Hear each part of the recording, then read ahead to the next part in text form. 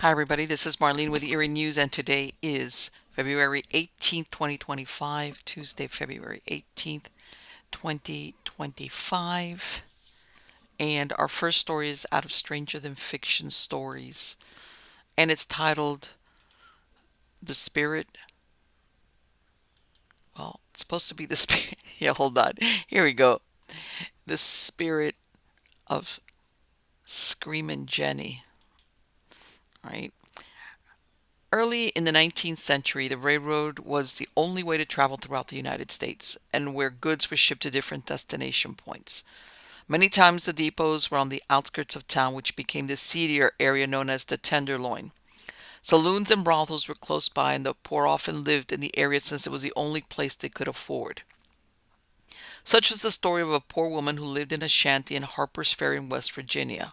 Her name was Jenny. Is there any truth to the story of the unfortunate Jenny? Harper's Ferry is tucked between rugged mountain ridges where the Shenandoah and Potomac rivers meet. In 1794, President Washington asked Congress to establish a federal armory, which consisted of 20 buildings along the south bank of the Potomac. In 1859, John Brown took over the armory in his ill-fated attempt to start a slave rebellion in the South. In 1861, the fleeing Union Army burnt down the buildings. Harper's Ferry was stuck between Confederate and Union forces, changing hands 8 times during the course of the war. However, many years before the Civil War, it was a busy little town with a population of about 3,000 people. In 1833, the Baltimore and Ohio, or B&O Railroad, reached Harper's Ferry, and part of the track passed through the Armory Yard. Shortly afterward, these storage sheds were abandoned and the poor people made a shanty town from the buildings. The following story might be urban myth, but like all of these types of stories, there is usually more than a kernel of truth at the heart of them. One of those who lived there was a woman named Jenny.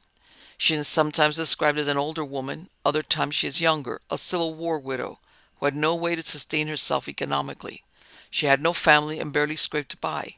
However, she was known for her kindness to others who were in dire straits like her. She shared what little food she had and also helped tend those who had fallen sick. It was an autumn evening with an early chill in the air, and as the story goes, Jenny was trying to stay warm over a small fire she had burning in her small room. As she was eating some broth, she failed to see sparks that flew from the fire onto her woolen skirt. She realized what had happened when she felt the searing heat against her legs, and in desperation, she ran outside screaming for help. Crazed with pain, she ran toward the depot, hoping to find someone to help her. As she ran, flames engulfed her body, and she screamed horribly, unable to keep running. She staggered into the tracks just west of the station, unaware that a train was rolling towards her. The engineer no doubt could not understand what was the ball of fire on the tracks, but by the time he screeched on the brakes of the train, it was too late, and the locomotive mowed Jenny down, ending her agony in a horrific way. By then the workers at the train station heard the commotion, including the whistling of the train, and ran toward the smoldering pile on the tracks that was Jenny's mutilated body, which was still burning. Like others who did not have money or family to inter them, Jenny was buried in a pauper's grave in a corner of the cemetery. Jenny, who had suffered such a terrible fate, was soon forgotten, and within a few days her little shanty was already occupied by a poor family. The autumn ended, and winter was setting in a month later, when a train rounded the bend west of the station. The engineer suddenly saw a screaming ball of flame in the middle of the tracks, and even though he tried to stop, he was too late. Once again the train came to a stop. He ran back, expecting to find a gruesome sight. But there was nothing.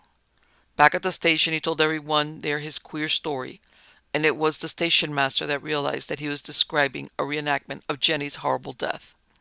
Throughout the years after Jenny's fiery demise, her ghost is seen enveloped in flames and screaming as she did that chilly autumn day, always on the anniversary of her death.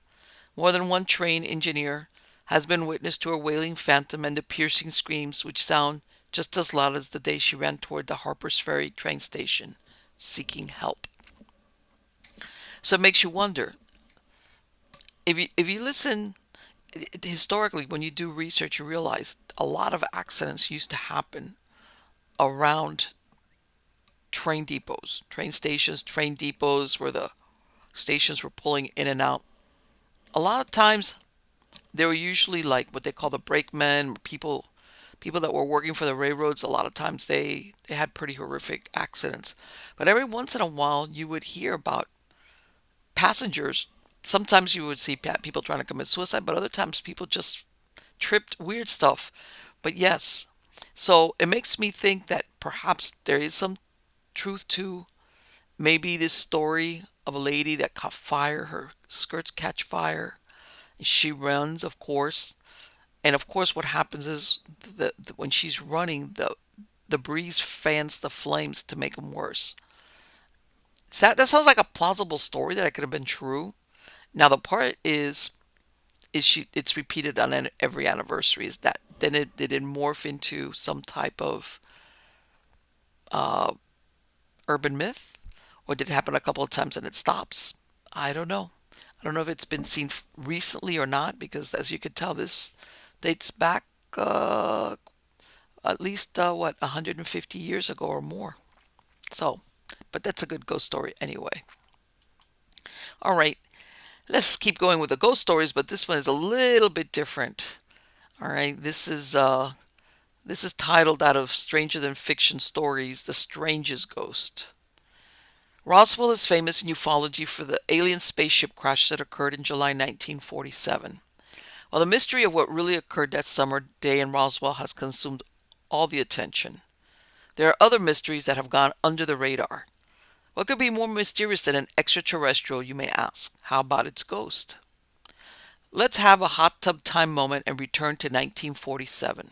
In July, a crash is reported of an alien craft in Roswell, New Mexico, and alien bodies are taken to Roswell Airfield Hospital.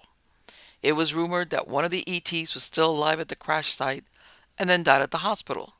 The wreckage and the remains were held at Hangar 84, a former B-29 hangar located on East Enterprise Avenue, until being shipped to different destinations. One of them was the Wright-Patterson Air Force Base in Ohio and its notorious Hangar 18. Not all the witnesses were military personnel. One was Glenn Dennis, a mortician who worked for Ballard's funeral home. He received a very strange call on July 5, 1947, from the base mortuary officer requesting to have 3 small airtight caskets delivered to the base. If that wasn't strange enough, the officer called back in order to find out how to handle a body that had been burned. Mr. Dennis knew that something was afoot when later that day, as he was driving an ambulance and dropping off an injured airman, he saw strange pieces of wreckage in the back of another ambulance. An officer at Roswell Field who saw him looking at it chased him off, warning him not to talk or, quote, somebody will be picking your bones out of the sand, end quote. According to Dennis, a few days later, he spoke to a friend who was a nurse. She told him she had been called in to assist in a very strange autopsy. She said that the examination was for 3 bodies that were small, with large heads, 4 fingers on each hand, which ended in pads. They also gave off a very strong odor. Only a few years later, Roswell Army Airfield had been renamed Walker Air Force Base, and in 1960, the wooden one-story hospital had been replaced with a brick structure. Walker Air Force Base was closed in 1967, and the base hospital sat empty. The New Mexico Rehabilitation Center, or NMRC, decided to use the unused facility. Later on, the center's haunted floor was found to align exactly where the old Roswell Hospital surgery ward was located. The following was the story told by the late Jim Mars when he visited this location. Quote, Mrs. Allen told me, as me being Jim Mars, that the film crew could have free access to one wing on the second floor as it was being used mostly for storage. None of the personnel want to work there, she commented. Why is that? Because of strange and unexplained incidents which have occurred there, responded Mrs. Allen. Josie Morones, then a night nurse tech at the rehabilitation center, has seen the apparition twice. It was kind of shocking, she said, and it happened twice. The first time I saw this thing, I didn't tell anyone because I figured they would think I had gone crazy. But after I saw it a second time, I realized that this was real. So now I don't mind talking about it. She said the 2 sightings occurred within 2 weeks of each other in the summer of 1997. Interestingly enough, this was the time of the first major UFO convention in Roswell. I was in this little kitchen area getting a cup of coffee late at night, related Morones. I suddenly felt some kind of force holding me down. My skin was crawling. I looked up at this steel cabinet with glass doors and saw this thing reflected in the glass. I thought I was seeing things, but when I turned around, it was still there. I saw this figure no more than 5 feet tall, with a big old head and hands that had no fingers. They looked like mittens. Then it just faded away. I didn't say anything about this at the time, and about 2 weeks later I saw it again and called to a coworker named Nina. Later I asked her if she had seen it, and she said yes. I drew a picture of what I had seen and showed it to her. She agreed that this was what she had seen. Morones described the figure as short and wrapped in some type of shiny cloth tape. Sort of like a mummy, she said. It was definitely not human. Emma Duran has been at the NMRC switchboard for 17 years, and she has heard several stories of ghostly figures seen in the hallway of the second floor in the area where the operating theaters were once located. I used to work the 3 p.m. to 11 p.m. shift, she said. We would hear footsteps up there, but when we called maintenance, they couldn't find anyone. The elevators would open and close, but nobody would be there. Several times the lights were on, and the maintenance men went up there and turned them off. But by the time they got back down the hallway to the elevators, the lights would be back on again. She said that several patients in the past reported seeing a strange figure in the upstairs hallway. They would describe someone who looked like a pilot, like wearing a World War II leather flying helmet. They would see him sort of wave or give a little salute and then disappear. They named him Mr. Scratch. Maintenance man David Rocha said about the apparition, "Oh, you want to know about Old Scratch? It's pretty spooky," confirmed Rocha, who worked for the NMRC for more than 22 years. He recounted an experience some years back when all the employees were sent home for the Christmas holidays except for himself and a few others who served as a security detail. "We had to make security rounds all through the day and night," said Rocha. "It was weird. We heard footsteps, doors slamming, and elevators opening and closing, but no one was there. I didn't like that." He added that most of the time the building was so silent you could hear a pin drop, which made the odd noises all the more startling. Roach's account was supported by Dan Owen, a system analyst at NMRC. "I've seen doors suddenly open and close, but there was no one there," said Owen, who agreed that stories like this have circulated through the facility for many years. It all seems to take place on the second floor near the room where they supposedly did an autopsy on the aliens. Mrs. Allen, who has worked at the NMRC for 14 years, said a nurse technician who worked the night shift once told her of seeing a small figure standing at the end of the second floor hallway. It was at the time of the first Roswell UFO meeting in 1997. She explained, "A bunch of us were talking about all that, and I commented I would like to see one of them. This nurse then told me she thought she had seen one in the hallway. He was looking at her and then turned and walked off. Just disappeared. I understood from her that it was an alien. It was not human. But then it went away. I was under the impression that this happened more than once." Mrs. Allen said she too had heard such accounts from many others over the years that included the elevators mysteriously opening and closing, lights going on and off, and even personnel encountering areas of intense cold. She added that she was born on a ranch at Corona near Roswell, and that she remembers older residents talking about the 1947 crash and alien bodies. "I believe in all this stuff," she said with a small hesitant laugh. Another believer is Mary Rodden, who now serves as Director of Staff Development at the NMRC. From 1971 to 1975, she worked as Assistant Director of Nurses, and she too heard the stories of Mr. Scratch. "I've worked a lot of night shifts, and you do hear strange sounds," she confirmed. She also said her father-in-law, Woodrow Jack Rodden, had a contract with the Roswell base in 1947. He was a photographer and processed pictures for the base, which had no photo lab of its own. According to Mrs. Rodden, Her father-in-law processed pictures taken of both the crash debris and bodies for the military. He was then sworn to secrecy. He never talked about this with us, she said. He had a complete personality change following the events in 1947. But I do recall the one thing that he told my husband. He said, "They killed it." I asked Mrs. Rodden if she thought he meant that the authorities had killed the true story. She smiled and said, "No, I think he meant they killed one of them." Emma Duran said she once met a man who told her that he had worked at the Roswell base and that aliens from the crash site were autopsied there. He told her that he had taken a bit of metal from the crash debris, but the government agents had retrieved it from him and warned both he and his family not to talk about it. Owen, who has both seen and heard strange things in the NMRC, said he had never encountered the alien ghost but nevertheless added, "I've heard people say they have seen aliens running around."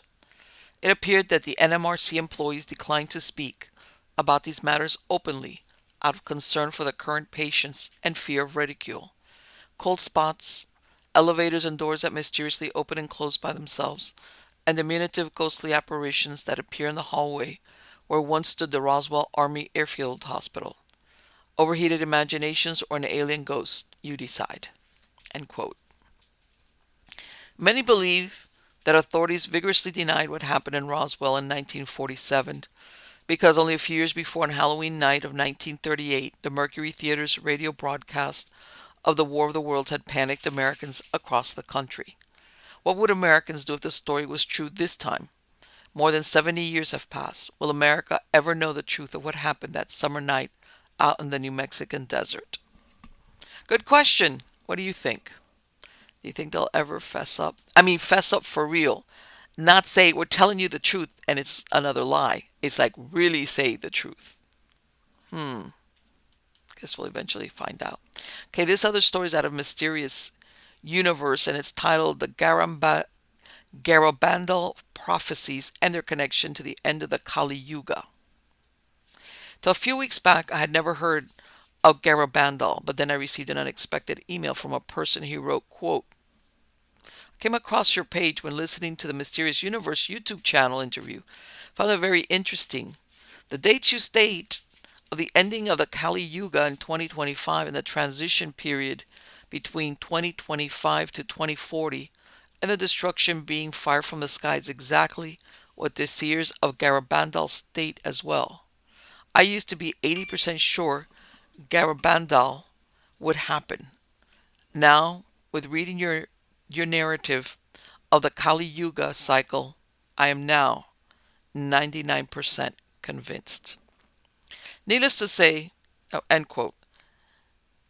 Needless to say, I was very intrigued. From the email, Garabandal sounded like the name of a place, but I had no idea where it was, who the seers of Garabandal were, and what exactly they had prophesied. So I started doing what I've been doing for some time now, which is to dig around for facts. As I started finding out more and more about the strange, inexplicable, and downright supernatural events that had transpired in the small mountain village of Garabandal in northern Spain in the mid-20th century, I was utterly amazed. How come I had never heard any of this before, I wondered to myself. The chilling prophecies that were revealed to the visionaries of Garabandal are so closely tied to the impending end of the Kali Yuga and the monumental planetary shift that we are now entering that I felt it was imperative to bring this to the attention of more people. After watching a number of videos about the Marian apparitions at Garabandal, which occurred between 1961 and 1965, I came upon the earliest and most authoritative book on this subject titled The Apparitions of Garabandal, written by F. Sanchez Ventura y Pascual, a lawyer who also held the chair of economics and legislation at the University of Zaragoza. The book was written in Spanish in 1965 and was translated into English in 1966. The author had personally been to Garabandal in 1961 and had interacted with the visionaries and many eyewitnesses, and from them he was able to gather countless reports, films, letters, photographs, tape recordings, and other testimony of all kinds, the very abundance of which served to cross-check their authenticity. I relied on this authoritative work of Mr. Pascual, for describing the mystical Marian apparitions that took place more than half a century ago. The Garabandal Visions. San Sebastian de Garabandal is a small village of barely 70 homes, nestling on the Cantabrian mountains at a height of about 2,000 feet. The houses here are quaint and the lanes picturesque, though surfaced in rough stone. Starting in the summer of 1961, four young girls named Mariloli, Conchita, Jacinta, and Maricruz, all of whom were between the ages of 11 and 12, were routinely taken up into ecstatic raptures. During these raptures, they interacted with the Blessed Mother and sometimes received visions and prophecies of great future events. Between 1961 and 1965, they experienced nearly 2,000 of these apparitions, most of which took place while they were surrounded by huge crowds of pilgrims and onlookers. Many inexplicable events of a supernatural nature occurred during these raptures. For instance, the girls did not feel any pain or external sensations. Their body weight increased, they experienced time dilation, and many more, which we will look at in more detail. When they were not in ecstasy, the girls led simple lives as farmers and shepherds. It all started in the late afternoon of the 18th of June, 1961, when the four young girls were playing marbles with some pebbles in a lane that led to the pine grove located a little bit above the village. Suddenly they saw the apparition of an angel, whom Conchita described as a very beautiful figure, surrounded by great light that did not dazzle my eyes. Later the four girls gave the following description of the angel they had seen to the schoolmistress. He was wearing a long seamless blue robe. He had fairly big pink wings.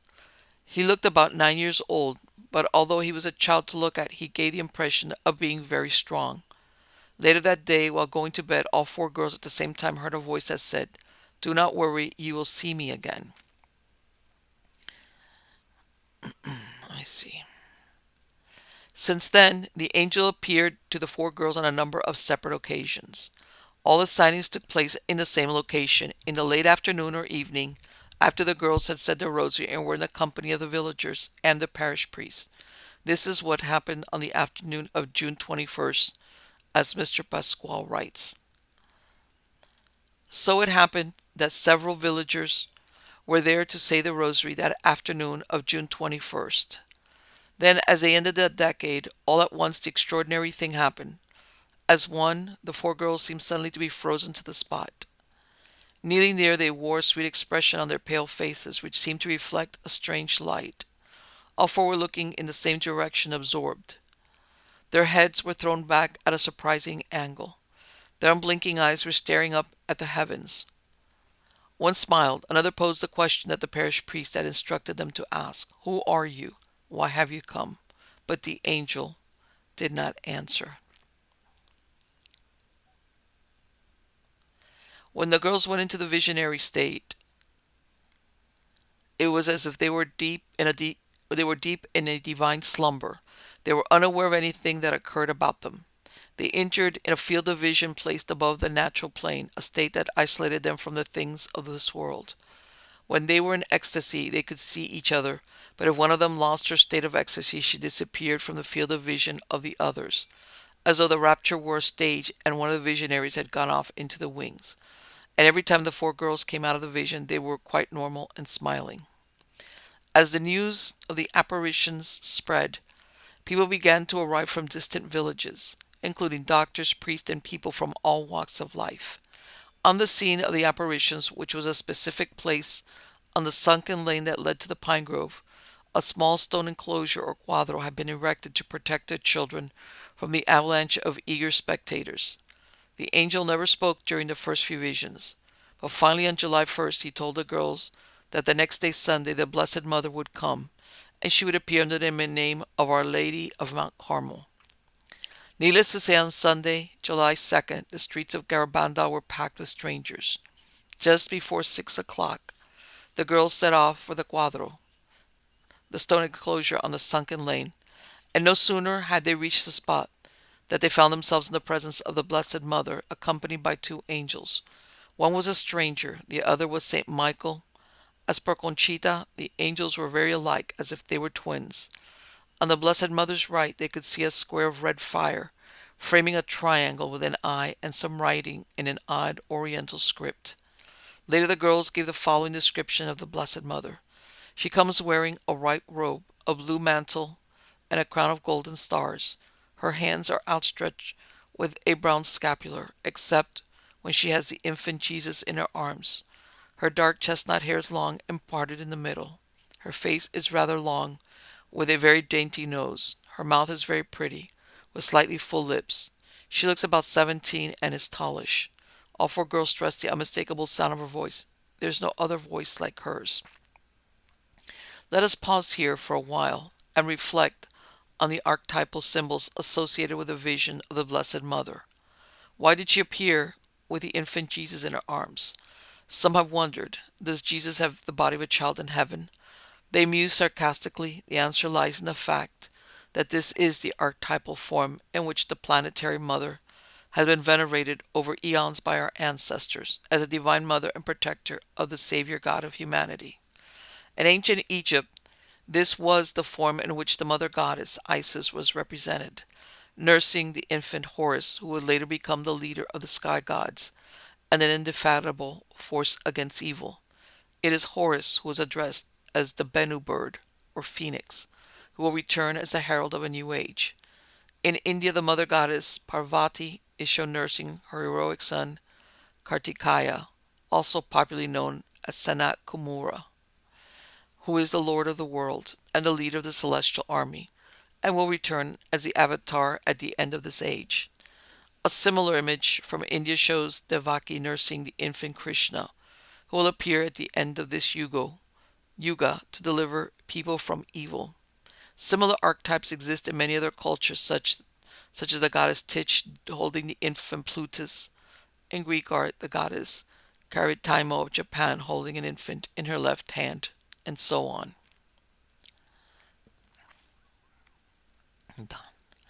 The reason why this archetypal form was chosen by the Blessed Mother was probably because she wanted to send across the message that her manifestation at Garabandal cuts across the limitations of religion and cult, time and space, and is relevant for the whole world. Another interesting archetypal symbol associated with the apparitions of the Blessed Mother is the square of red fire framing a triangle with an eye. The triangle with an eye is a symbol that many are familiar with in the modern day. It represents the all-seeing eye, or the eye of providence, which is the form in which the creator and savior of humanity were represented in a multitude of ancient cultures. In Egypt, this was called the Eye of Horus, or Eye of Ra, which protects the king and wards off his enemies. Spell 316 of the coffin text states, I am the all-seeing eye of Horus, whose appearance strikes terror, who takes the form of blazing light, whose birth Atum established. In India, the preserver god Vishnu was described as an eye in heaven. The Rigveda states the princess evermore. Behold, the loftiest place where Vishnu is laid, as it were, an eye in heaven.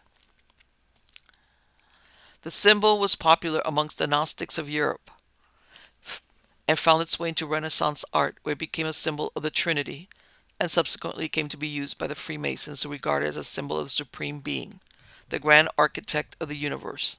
This is how it eventually ended up on the US $1 bill. The Garabandal's vision of the Blessed Mother can therefore be interpreted in a much broader context, wherein the planetary mother was also the mother of the Savior God of humanity, appeared to the four girls in order to pass on some important messages to humanity, particularly about the epoch changes that lie ahead for all of us, and how we ought to live and change our lives in order to navigate these challenges. With that said, let us carry on with the events that had transpired at Garabandal. During the first apparition, the girls spoke to the Blessed Mother at considerable length about their day-to-day life in the village, just the kind of normal, spontaneous conversation that a child would have with her mother. She spoke to them great love and patience. They blew her kisses, and she even permitted them to hold her crown in their hands. Mr. Pasquale writes, henceforth the visions became more and more frequent. There were often several in a single day. The hour at which the apparitions took place also varied greatly. They occurred early in the morning, at noon, after lunch, etc. The commonest time was from 7 to 9 in the evening. Later on, they occurred at night, ending as late as 5 o'clock in the morning on a number of occasions. Their duration was equally variable. As a rule, however, the rapture lasted about half an hour, and often enough continued for as long as 2 hours. Soon the pilgrims and curious visitors started giving the girls all kinds of sacred objects, such as rosaries, wedding rings, medals, etc., that the girls offered to the Blessed Mother to kiss. The girls were guided by the apparition to return each object to its rightful owner. Many miraculous events occurred during these raptures, which the author has documented in great detail. The visions continued from 1961 to 1965, in the course of which the Blessed Mother gave the girls some important messages for humanity as well as visions and prophecies of future events. A letter from Conchita talks about her last vision, which happened on November 13th, 1965. In the course of the conversation, the Blessed Mother told Conchita, Conchita, I have not come only for your sake. I have come for the sake of all my children, with a desire of bringing them closer to our hearts. And when Conchita asked her, why do you not take me with you now? The Blessed Mother replied, remember what I told you on your Saint's Day, and when you present yourself before God, you must show him your hands, full of good works done by you for the benefit of your brethren and for the glory of God. And at present, your hands are empty. Before we get to the messages and prophecies given to the girls by the Blessed Mother, let us look at some of the strange, inexplicable, and miraculous events that used to happen during these visions that have defied all explanations. Even though hundreds of doctors, priests, reporters, and people from all walks of life visited Garabandal to investigate the phenomena, they were utterly bewildered and could offer no rational explanation for what was going on, which leaves the supernatural as the only possible answer. The miraculous phenomena. During the vision, the girls could not see anything around them apart from the Blessed Mother and the angels when they were present. They could see other girls as long as they remained in a state of ecstasy. It's almost as if they had been pulled into a bubble dimension, where the laws of physics operate differently and into which the light from our world cannot penetrate, and vice versa. The presence of light sources or objects very close to their eyes did not cause the slightest flicker of their eyelids. On one occasion, a film was taken of the visionaries of Garabandal with the help of powerful spotlights. As long as the girls were in the visionary state, they did not even blink, but as soon as the vision ended, they immediately shut their eyes and protested at the glare of the lights trained on them. Another peculiar feature was that as long as the girls were in rapture, they could lift one another up with the greatest of ease. In one of the photographs, Conchita can be seen before the church door lifting Mariloli up to give something to the Virgin to be kissed. On the other hand, two grown men were barely able to move a single child when in rapture, because of a strange extra weight that overcame the girls when in ecstasy. It's as if even gravity operates differently within the bubble dimension the girls got pulled into. The girls were completely oblivious to any kind of physical pain while they were in rapture. They did not even feel the weather, and sometimes, when the rapture occurred during a spell of rain, they did not realize that they were getting drenched, until after the vision had ended. Dozens of tests were done over the years, such as pricking them with needles or keeping lighted candles close to the skin. They, but they evoked no response whatsoever. Even Edgar Casey had been subjected to many such tests by physicians, and all of them had walked away scratching their heads as to why Casey was oblivious to pain when he went into his trances. It seems as though the pain-sensing neurons in our body get switched off when someone enters a trance-like state or gets pulled into a bubble dimension. The visionaries of Garabandal displayed this trait on numerous occasions. During many of their raptures, they used to suddenly fall on their knees, crashing down on the stony pathways with tremendous force, but they showed not the slightest sign of pain. They only left marks, Conchita stated. Mr. Pascual writes, one totally reliable eyewitness was deeply impressed on one occasion when Mary Loli fell and hit her head on the edge of a step. The step in question was made of cement. The noise of the jarring blow was spine-chilling. The bystander, says the eyewitness, smothered a scream of horror, but the child remained calmly sitting on the floor, smiling and chatting happily with the Virgin. When she came out of her rapture, they asked whether she had felt the blow. She could recall nothing. On examination, however, her head was seen to have a large bump where it had struck the step. Within this bubble dimension, time stood still for the visionaries. Very often they would have a vision lasting a couple of hours, which seemed like a mere 2 minutes to the girls. When the Virgin took her leave, they were saddened.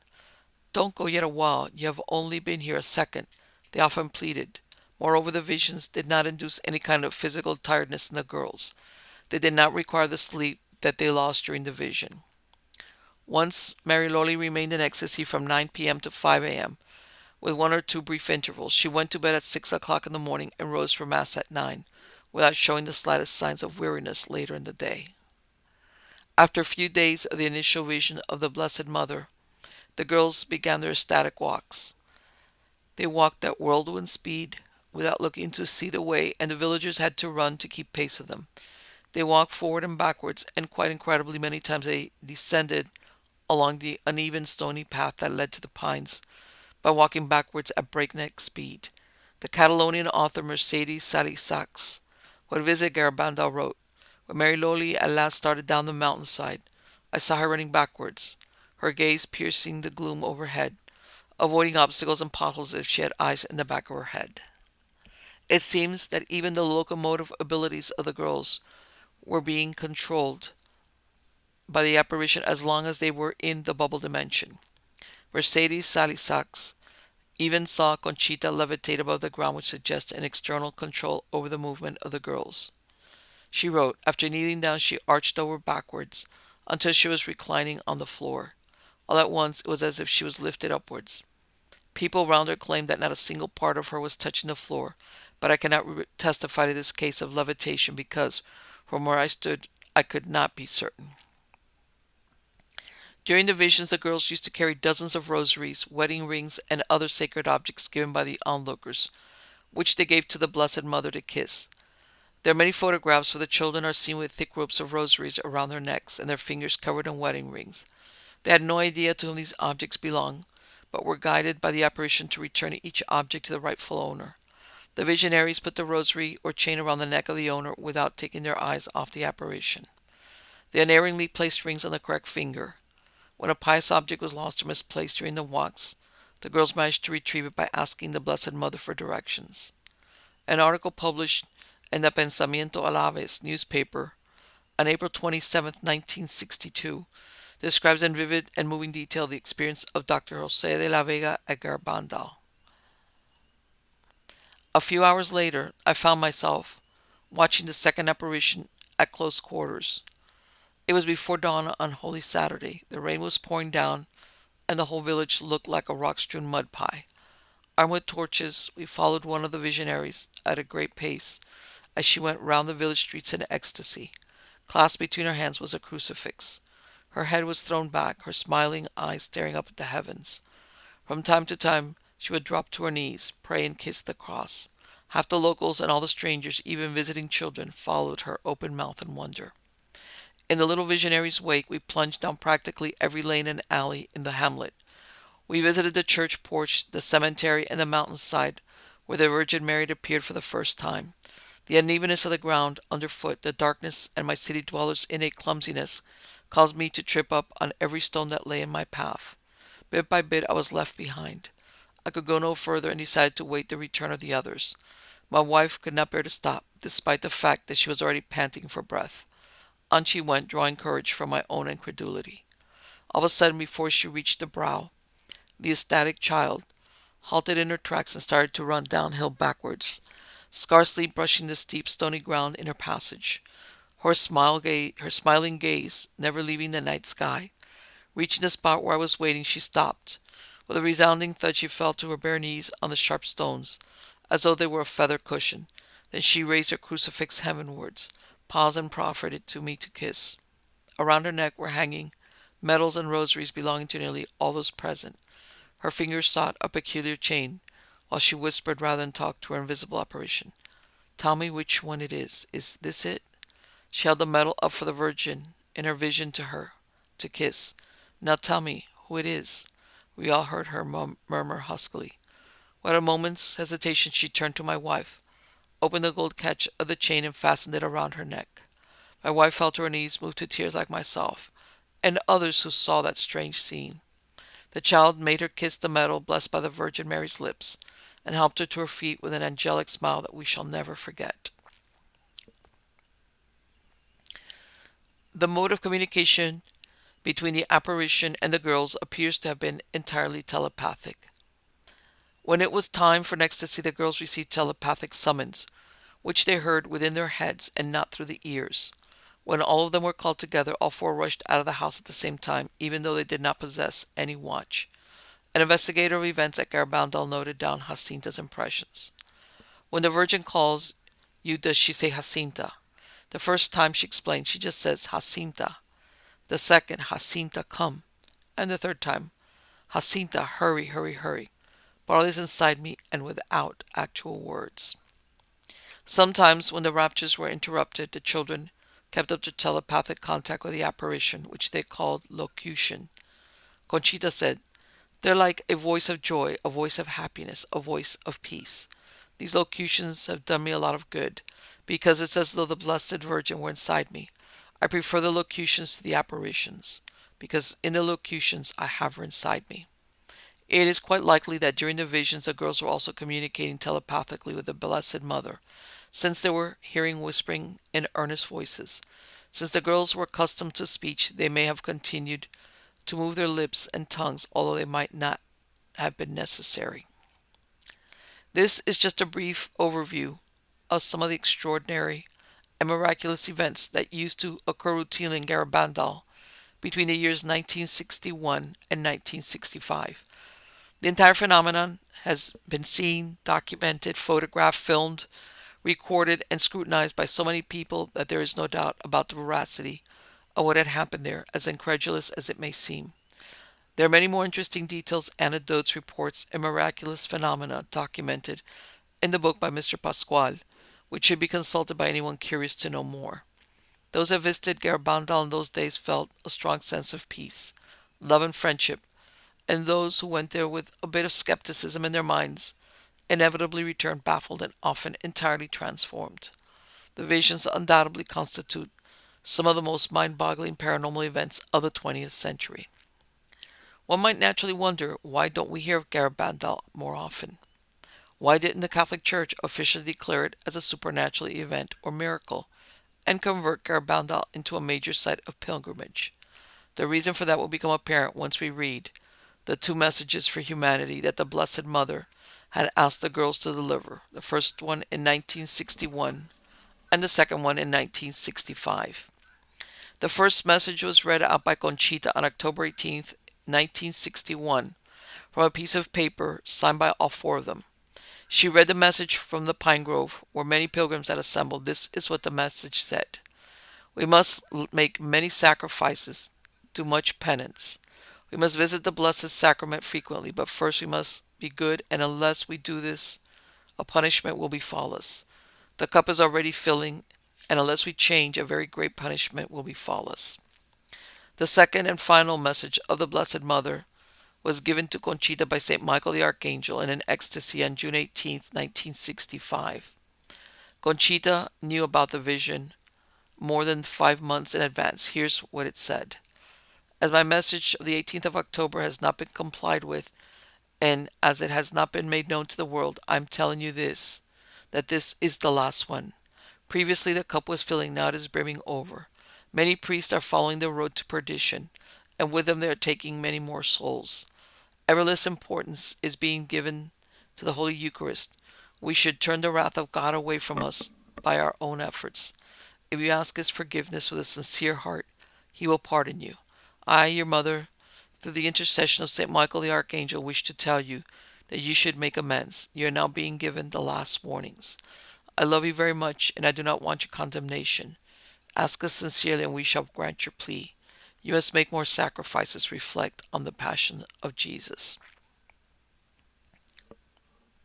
As soon as we read the second message, it became obvious why the Catholic Church did not acknowledge the events at Garabandal as a miracle.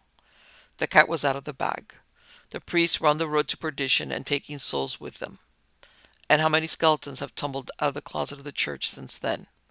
We can well imagine that if many priests were on the road to perdition, In 1965, that lane must be clogged by now, and quite a few would be already rejoicing in their destination. In a way, it's a blessing that the miraculous events at Garabandal did not receive official recognition as a miracle. For had that been the case, there's a very good chance that all the writings, films, and recordings of Garabandal may have been seized. The details of the actual events would have been scrubbed, sanitized, and infused with church dogma. The visionaries may have been instructed not to interact with the media, and the entire phenomenon would have been reduced into a contrived narrative, devoid of truth or inspiration. Maybe that is why the second message was delivered, to preserve the truth of what has happened at Garabandal for posterity. We now come to the three important prophecies that had been given to the visionaries of Garabandal, which have evinced much interest among those who are aware of these events. These prophecies are known as the warning, the miracle, and the chastisement. The warning. As per the book, The Apparitions of Garabandal, the following note has been written down by Conchita regarding the warning. The Virgin told me about this on January 1st, 1965, up in the Pine Grove. I cannot say what it will consist of because she did not command me to do so. And as for when it is going to be, she did not tell me, so I do not know. What I do know is that it will be visible to everyone. It will be a direct work of God and will take place before the miracle. I do not know whether people will die because of it. They could only die from the shock of seeing it. In a letter written by Conchita, she wrote that she had received a message of a warning so that the world will make amends. This warning, she says, is like a punishment for the just and the wicked alike. For the just, so as to bring them closer to God, and for the wicked to announce to them that time is running out, and that these are the last warnings. It is very long. I cannot explain it by letter. Nobody can prevent this coming. It is a certainty, although I do not know the day or anything about the date. In 1973, after Conchita had moved to the United States, she was interviewed by Dr. Jeronimo Dominguez in New York City. In that interview, Conchita described the warning. The lady said that she was going to give us the best remedies to help us lead good lives, and this warning was for the whole world. It will be felt all over Garabandal, America, the whole world. Everyone will feel it. You will feel alone in the world before your sins and all your miseries, and have a chance to amend your life. It will be a terrible feeling. You will suffer terror, but without physical pain. Yes, everyone will feel it. Everybody in a different way. It will be felt in all countries by people of all religions. Will anyone die from the warning? No, only if it is by shock. In an interview in English in 1980, Conchita revealed even more details on how the warnings may sound and look like. You can be anywhere in the world. You're going to feel that warning. It'll be direct from God. You're going to feel it inside you. You're going to see it with your eyes, but it will not hurt you. To me, it's like two stars crashing and making a lot of noise and a lot of light, but they don't fall down. They don't hit us, and we are going to see it. In that moment, we are going to see our conscience. You are going to see everything wrong that you are doing. You are going to see everything good that you are not doing. Mary Loli was one of the visionaries of Garabandal, and she was the only one of the four who knew the date of the warning. Fortunately, Mary Loli passed away in New Hampshire in 2009. In an interview in 1983, Mary Loli described what the warning will feel like. It is a purification so that you notice your own faults, how much we have been offending God, the things that we do wrong, and to feel sorry for it. Everybody's supposed to feel the warning at the same time. No matter where they are, everything will stop. Each one, each one will feel depending on how that person is. They will feel frightened, sad, because they will recognize the thing that they do wrong very clearly. The interview asked, you once said before the warning, communism will dominate the world. Did the Blessed Mother tell you this? Yes, the communists will take over the world. She said it will be very hard for the priest to say Mass, for the people to practice religion, and the priests will be persecuted. The churches will be closed, for they will not allow for the priest to say Mass or the people to go there. Many people have wondered over the years when the warning might occur and what it could consist of. One thing is quite certain, it is definitely going to occur in the near future. Within 1 year of the warning, Conchita is going to announce the date when a miracle will happen at Garabandal. Since Conchita turned 75 in early 2024, the warning and the miracle should both take place sometime in the next 15 years or so. This is what got me really interested in the Garabandal Prophecies, since, as per the Yuga cycle framework, the Kali Yuga ends in 2025, which is due to be followed by an intense period of transportation till 2040, when the current ideologies and constructs of the Kali Yuga that are based on greed, separation, and selfish interests are likely to fade away and our reality will be dramatically altered. 2025 is the year when we into the period of transformation that the Greeks called ekiporosis, which means cleansing by fire, and no sooner did the year get underway than we saw the devastating fires erupt in Los Angeles during a time which is not traditionally considered to be the fire season. The morning shows that day and the ongoing fire events across the world seem to be a message from Mother Nature that the period of transformation has already commenced. In one of her interviews, Conchita provided an important clue for the deciphering what the warning might consist of. She said, "To me, it's like two stars crashing and making a lot of noise and a lot of light, but they don't fall down. To me, it sounds like a large, effulgent comet entering our atmosphere with a lot of noise. Large meteors and comets can cause sonic booms when they enter the Earth's atmosphere, since they travel faster than the speed of sound. Sonic booms generate enormous amounts of sound energy and sound similar to an explosion or a thunderclap. Comets can also remain stationary in the skies for a long time, don't always follow Kepler's law of motion. The first century the first century AD historian Josephus was referring to a comet when he described a star resembling a sword which stood over the city of Jerusalem for an entire year in 66 AD. Comets have also been traditionally described as the messengers of gods and the harbingers of doom. The popular Science Monthly of 1885, Andrew Dickson White, the late president of Cornell University, wrote about the early Christian beliefs about comets. The belief that every comet is a ball of fire flung from the right hand of an angry god to warn the groveling dwellers of earth was received into the early church. The great fathers of the church committed themselves unreservedly to this doctrine. Tertullian declared that comets portend revolutions of kingdoms, pestilence, war winds, or heat. Origen insisted that they indicate catastrophes and the downfall of empires and worlds. It is not difficult to imagine that if a massive brilliant comet were to enter the Earth's atmosphere with a deafening sonic boom and lurk in the heavens above us for some time, it will appear as if that comet has a conscious mind or is regulated by a divine intelligence. The powerful energies of the comet will be seen and felt all over the world and could potentially induce strong psychological reactions and intense soul searching. The Garabandal warning also shows a connection to the Hopi prophecy of the blue star Kachina. As per the Hopi, this is the ninth and final sign that will indicate the end of the fourth world. You will hear of a dwelling house in the heavens, above the earth, that shall fall with a great crash. It will appear as a blue star. Very soon after this, the ceremonies of my people will cease.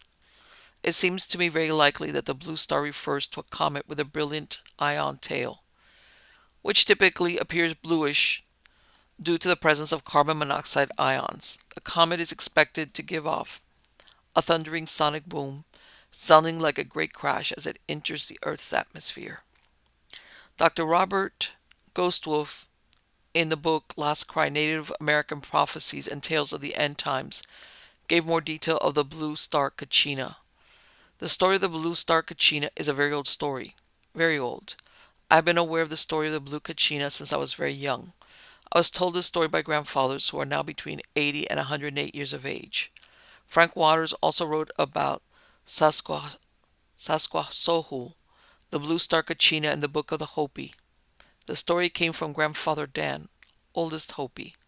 It was told to me that first the blue Kachina would start to be seen in the dances and would make his appearance known to the children in the plaza during the night dance. This event would tell us the end times are very near. Then the blue star Kachina would physically appear in our heavens, which would mean that we are near the end times. The return of the blue star Kachina, was also known as Nanga Sohu, will be the alarm clock that tells us of the new day, a new way of life, a new world that is coming. This is where the changes will begin. They will start as fires that burn within us, and we will burn up with desires and conflicts. We do not remember the original teachings and return to the peaceful ways of life. So, the blue star Kachina is also expected to trigger some pretty intense psychological reactions within us, which will seem like fires that burn within us. The fire could either cleanse our ego, leading us towards greater awareness, empathy, and harmony, or it could exacerbate the lustful and violent tendencies within us and cause further global conflicts. In my book, Yuga Shift, I've postulated that the passage of the Earth through the dense swarms of comets and asteroids within the Taurid meteor stream, known as the Taurid Resonance Swarm, in the years 2032 and 2036, could be the defining moment of the Yuga transitional period. My thinking was that just before the 2032 passage, one or more comets within the swarm could get activated. They are currently in a dormant state and cause serious damage. However, I had an intuitive feeling that the 2032 encounter would be more of a warning. Here's what I wrote in my book.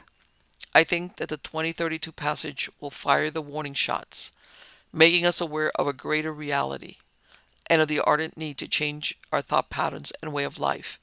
It will not cause a civilization collapse, but could be a dress rehearsal for what will happen in 2036. On the basis of my study, I would place the Garabandal warning in the year 2032, when we pass the torrid swarm sometime between October and December. There's something that Mary Lowly said about the situation prevailing in the world prior to the warning that deserves our attention. She said that the communists will take over the world. It will be very hard for the priests to say Mass, for the people to practice religion. The priests will be persecuted and the churches will be closed. I think what Mary Lowly really meant by the word communist are the forces and agencies of irreligion, atheism, and gross materialism. Her statement seemed to imply that prior to the warning, a large part of the world may come under the rule of a technology, an AI regulated New World Order, where the practice of religion will be prohibited and the places of worship, churches, temples, mosques, monasteries, etc., will be shut down. This may not seem like a far fetched idea if you have been paying attention to some of the volatile rhetoric that came out of the centers of power in Europe through 2024. The new head of the British Army, General Sir Roland Walker, said that Britain must be ready to fight a war in 3 years, by 2027, and he counted Russia, China, and Iran as the greatest threats. The German Defense Minister Boris Pistorius said he must be ready for war by 2029, citing potential Russian aggression as the reason. Polish Prime Minister Donald Tusk warned that Europe had entered a pre-war era, while Sweden issued a statement in August saying that Russia poses the most serious threat to the Nordic countries' security until 2030. Just a few weeks ago, the newly appointed EU Commissioner for Defense and Space, Andrius Kubilius, said we must be ready to meet, blah blah blah. If you want peace, prepare for war. It seems that many of Europe's European countries are actively gearing up for a major offensive in the period between 2027 and 2030. What exactly could they be planning? Are they preparing for a global war to remove all opposition to their hegemony and to unfurl the New World Order on a scared, hapless population caught up in the throes of large-scale devastation? I wouldn't be surprised if that is the case. There is a good chance, therefore, that people in many parts of the world could be living under the tyranny of an NWO when the warning comes, as Mary Loli has seen in her visions. Let us now move to the next prophecy revealed to the Garabandal visionaries, the miracle. As per the book The Apparitions of Garabandal, the following note had been written down by Conchita regarding the miracle. The Virgin told me about the miracle. She forbade me to say what it will consist of. I cannot reveal the date either until 8 days beforehand. What I am allowed to say is that it will coincide with an event in the church and with the feast of a saint who is a martyr of the Holy Eucharist. It will be at 8:30 on a Thursday evening. It will be visible to everybody in the village and on the surrounding mountainsides. The sick who are present will be cured and the incredulous will believe. It will be the greatest miracle that Jesus has worked for the world. There will not remain the slightest doubt that it comes from God, and that is for the good of mankind. In the Pine Grove, a sign of the miracle will be left forever. It will be possible to film and televise it. In the 1973 interview, Conchita said that the information about the miracle was given to her on the 19th of March 1963. This is how she described the miracle in the interview. She, the Blessed Mother, said that there would be a great miracle at Garabandal, that God would perform for the world. It would be something very big, and there would not be any doubt that God had sent it himself. He will use nothing of this world to make this miracle. All present near and around will witness it. The sick will be cured. There will be a sign that will remain for all time in the pines. The pine grove at Garabandal that you can see, photograph, or televise but not touch. A definite sign from God. I don't know when the warning will come, but it will be before the miracle. The date of the miracle I know exactly. However, I have been charged by the lady not to speak of it until 8 days prior to the miracle. I will tell everybody 8 days before it happens. I am waiting for the words of the lady to be fulfilled. I am waiting for the miracle. In the interview in English in 1980, Conchita said, I know the sign, but I cannot explain it. I know you can see it, you can take pictures, but you can feel it, but you can't feel it. Is it like a bright light? She is asked by the interviewer. Yes, something like that, and it's going to be there forever. In an interview with the Late Late Show from New York, Conchita said, I say a miracle will happen between April and June. Jacinta, who was one of the Garabandal visionaries, revealed in an interview with Jose Maria Zavala in 2021 that we must have hope. The warning will come first, and in the same year, I believe the miracle, and if despite the miracle there is no repentance, then no one will get rid of the chastisement. These are some of the statements about the miracle made by the Garabandal visionaries. I have no idea what the miracle might consist of, and I guess we will only know when it happens. As for the date, it is supposed to occur within 1 year of the warning, on a Thursday, sometime between April and June. Going by this information, I will place the miracle in the year 2033, in the month of April, May, June, on a Thursday. Now let's move on to what the Garabandal visionaries have said about the chastisement. On June 19, 1962, the young visionaries were shown terrifying scenes of future events. For 50 minutes, they were in a state of agony. On the second night, the night of the screams, the prophecy of the conditional chastisement was revealed to the seers, which brought terror and tears to the children. As per the book, The Apparitions of Garabandal, the following note had been written down by Conchita regarding the chastisement or punishment. The punishment is conditioned to whether or not mankind heeds the Blessed Virgin's messages in the miracle. If it does take place, then I know that it will consist of because the Virgin told me. But I am not allowed to say. What is more, I have seen the punishment. What I can assure you is that if it comes, it is far worse than if we were enveloped in fire. Worse than if we had fire above us and fire beneath. I do not know how long a time will elapse after the miracle before God sends it. In the 1980 interview, when Conchita was asked, when you look at your little children and you look ahead to the future, are you frightened for them? She replied that she was, and the ongoing moral degeneration of our society tells her that the chastisement is almost certain. Yes, I do. I think they are going to suffer a lot. I believe after the miracle, although we will say we are going to change our lives, I think we got too spoiled. We don't do sacrifice. We have lost our sense of sin. It's very hard to start all over again, even to teach it to children.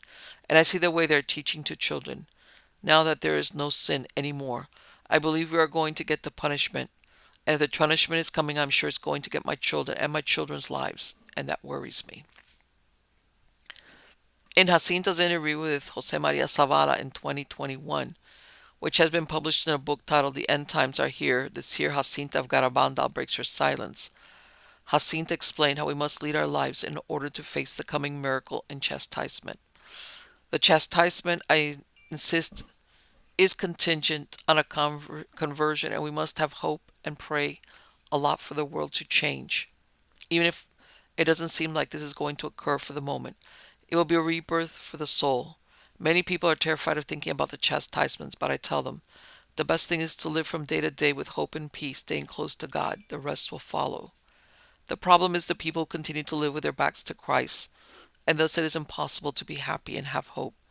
You do not have to be afraid, but change your life right now, instead of waiting for the miracle to occur, while you dedicate yourself to offend God as you please. I will not be tired of repeating that the conversion has to be today and not tomorrow.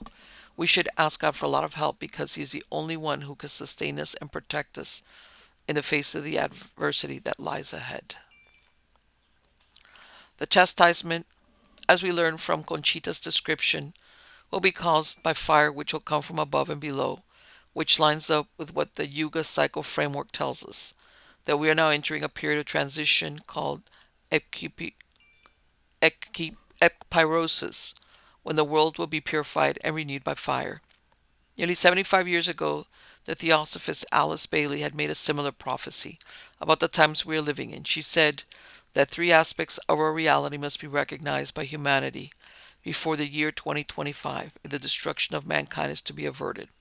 They are recognition of the Christ Spirit within, recognition of the hierarchy, and recognition of the divine plan. She believed that destruction by fire was a definite possibility. If humanity fails to unite under the banner of the forces of light against the forces of material aggression and selfishness, then the fiery ordeal might be unavoidable. So, what might cause the fiery ordeal at the end of this age? The Hopi prophecies provide a clue. The Hopi say that the blue star Kachina will be followed by the red star Kachina, who will bring about the day of purification. This is what Dr. Robert Ghostwolf wrote in the book Last Cry, Native American Prophecies and Tales of the End Times. When the purifier comes, we will see him first as a small red star which will come very close and sit in our heavens watching us to see how well we have remembered the sacred teachings. This purifier will show us many miraculous signs in our heavens. In this way we'll know that the Creator is not a dream. Even those who do not feel their connection to Spirit will see the face of Creator across the sky. Things unseen will be felt very strongly. Many things will begin to occur that will not make sense, for reality will be shifting back in and out of the dream state. All living things will want to be present for this day when the time ends, and we will enter the forever cycle of the fifth world. After a time we will again walk with our brothers from the stars and rebuild this earth, but not until the purifier has left his mark upon the universe. Nothing living will go untouched here or in the heavens. The way through this time it is said to be found in our hearts and reuniting with our spiritual self, getting simple and returning to living with and upon the earth and in harmony with her creatures, remembering that we are the caretakers, the fire keepers of the spirit. Our relatives from the stars are coming home to see how well we have fared in our journey. It seems to me that the red star Kachina could be another large effulgent comet which appears red due to the emission of sodium ions. Incidentally, the Navajo people have a prophecy that a nine-pointed star, which is most likely a comet with nine tails, will come from the east and unify all races and nations. In Yuga Shift, I had shown that many ancient cultures venerate a large brilliant comet as the symbol, star, messenger, or animal mount of the Savior God, which is tasked with carrying out the divine will. It was described by the ancients as a many-tailed, effulgent bird of fire that can strike us with thunder and lightning, stop the rotation of the earth, block out the sun, bring rain and fertility, and seed the earth with new life. It returns periodically to herald a new age and was known by many names: the phoenix, Bennu bird, the eagle of Zeus, the Garuda bird of Vishnu, the thunderbird of the Native Americans, etc. It is possible that this comet is located within the Taurid resonant swarm and may get activated sometime prior to our passage to the swarm in the year 2036. Although Conchita mentioned that she does not know how long after the miracle the chastisement will happen, in a number of readings Edgar Casey had said that the return of the Messiah will take place in 36 when his star will appear. The year 36 very likely refers to 2036, for there is no reason why Casey would have prophesied the return of the Savior in 1936, when he made a number of stunningly accurate predictions about the Second World War that followed soon afterward. Casey's descriptions of the events that will accompany the return of the Messiah are reminiscent of a cometary apocalypse. Casey said the Earth changes in 2036 will be initiated by outside forces, which will disturb the equilibrium of the Earth itself in space, and as a result the sun will be darkened and the Earth will be broken up in diverse places. I will therefore place the chastisement in the year 2036, sometime between June 5th and July 18th, when the Earth will cross the section of the torrid stream known as the Beta Torrids. Evidently a number of prophecies are converging in the near future. The fact that Conchita is now 75 years old and she is waiting to announce the date of the miracle is a clear indication that we are in the end times. We just can't get around it anymore. It's all getting very real now. This is the time for us to wake up from the stupor of the Kali Yuga and put our lives back on the right track by returning to living in truth, love, simplicity, and harmony, as all the messages are telling us to do. As I was watching the interviews of the Garabandal visionaries, I was struck by how all of them radiated love, peace, humility, and empathy, which shows that their conscience has been touched by divine influence. They shunned the limelight all their lives and led simple, merry lives, dedicated to service because, as per Conchita, this is what the Blessed Mother had instructed them to do. While Conchita is now waiting for the time to announce the miracle, I think the world will benefit greatly if she came out of her self imposed exile and share her wisdom, insights, and the teachings she received from the Blessed Mother and be a beacon in these challenging times. As the Kali Yuga winds up and the day of the warning draws near, the world needs as much truth, guidance, and inspiration as it can possibly get. So, what do you think? A lot to digest. Personally, I have my own feelings about some of these, starting from Nostradamus. Whenever it's like, give me a date, give me a year. When I see too much, mm, like mystery, maybe I'll tell you in 8 days and five. No, give me. If this is a warning, give a date, give a year, okay? And when I see so much wiggle room here and there, it makes me doubt it. Or even like when people quote even Nostradamus, when you look at those quatrains, sometimes look at those quatrains, it's like, man, this you could interpret this, yeah, in certain things, but more than one thing. Very fuzzy, fuzzy. Very fuzzy, fuzzy. Uh, Same thing with this.